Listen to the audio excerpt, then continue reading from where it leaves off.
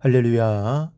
사랑하는 대강의 가족 여러분, 오늘 하루도 하나님의 말씀과 동행하는 삶이 되길 소망합니다. 오늘 함께 나눌 하나님의 말씀은 마가복음 13장 19절에서 20절 말씀입니다.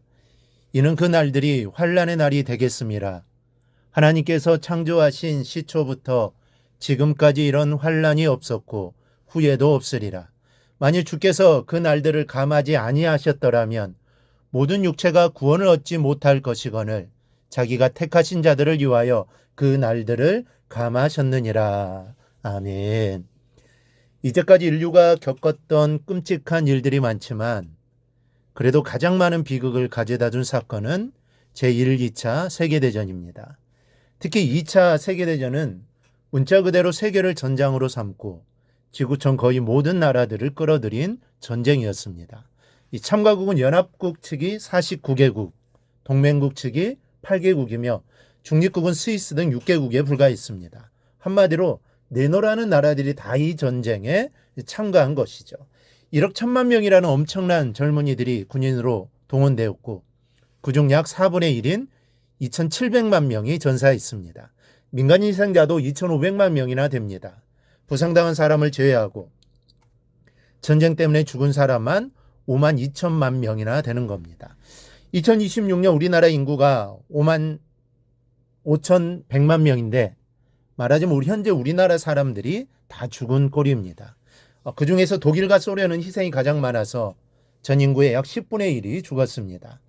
전쟁이 얼마나 치열하고 격렬했는지를 그대로 보여주는 숫자입니다. 역사를 통해 인류가 겪은 아픔 중 가장 큰 아픔이었습니다. 그중에서도 유대인들의 피해가 가장 컸습니다.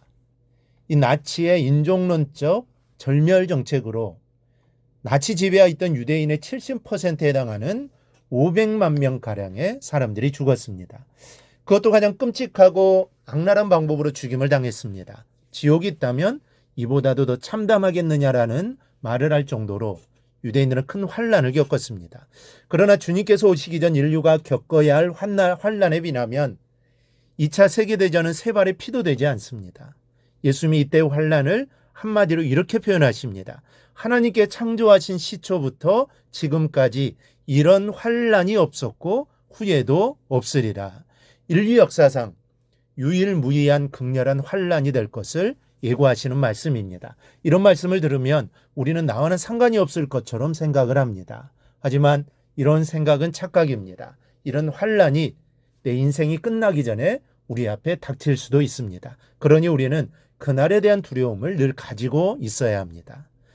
쓸데없는 두려움을 갖는 것은 이롭지 않지만 마땅히 두려워할 것들을 두려워하지 않는 것도 이후의 자신을 책임질 수 없는 결과를 가져올 수 있습니다. 하나님께 사람에게 두려움의 감정을 주신 이유가 있습니다. 사람은 두려운 일에 미리 준비하게 됩니다. 그래서 미리 화를 면하게 되는 것이죠. 혹 화재 날 것이 두려운 사람은 소화기를 준비해 놓고 또 화재 보험에 들어 미리 대비를 합니다. 그래서 작은 불은 소화기로 막고 큰 불은 피할 수 없지만 이후에 보험을 통해 보상을 받게 됩니다.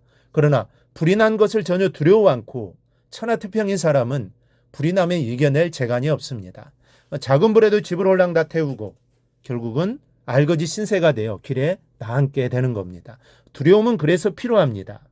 두려워할 것을 두려워해야 미리 준비할 것들을 준비해 놓기 되기 때문입니다. 마지막에 있을 대환란도 우리가 마땅히 두려워해야 할 그리고 대비해야 할 대사건입니다. 이 도둑이 들까봐 두려워하면서 마지막 환란을 두려워하지 않는다면 그게 후회하게 될 일이 우리 인생 중에 될지도 모르는 일이기 때문입니다. 마땅히 두려워할 것들을 두려워하는 하나님의 자녀가 되기를 바랍니다. 또 하나 피할 길을 찾아야 합니다. 이 마지막 환란은 싸워 이길 수 있는 것이 아닙니다. 도저히 인간이 대항할 수 없는 유형의 환란이 지구와 인류를 엄습할 것이기 때문입니다. 이 발전한 인류의 과학과 두뇌와 가공할 만한 신무기로도 이 환란은 막을 수 없습니다. 온 우주가 재편되는 환란을 인간의 힘으로 어떻게 막을 수 있겠습니까? 그러니 피해야 합니다. 피난처를 찾아 몸을 숨겨 보호봐야 하는데 그 피난처는 오직 하나님 아버지의 품뿐입니다. 6.25 전쟁 때 우리 국토는 갈기갈기 찢어져 피해를 당하지 않는 곳이 거의 없습니다. 하지만 그럼에도 몇 차례씩 전진과 후퇴를 반복하며 휩쓸어간 그 치열한 전쟁의 틈바구니에서 비교적 조용하게 거의 전쟁의 피해를 보지 않는 마을들도 없지 않습니다. 피난을 간다고 반드시 사는 것이 아닙니다. 피난을 가다가 죽은 사람도 허다합니다. 이 콘크리트로 땅속 깊이 지어놓은 대피소에 숨어 있다고 또 다 사는 것이 아닙니다.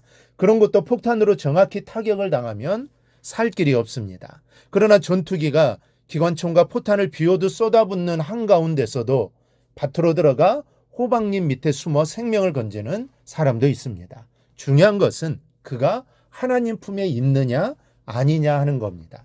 하나님의 보호를 받는 사람은 하나님께서 보내신 수호 천사가 호박잎을 붙들어 방탄조끼가 되게 해주십니다. 사랑하는 성도 여러분, 하나님의 품으로 피하시기 바랍니다.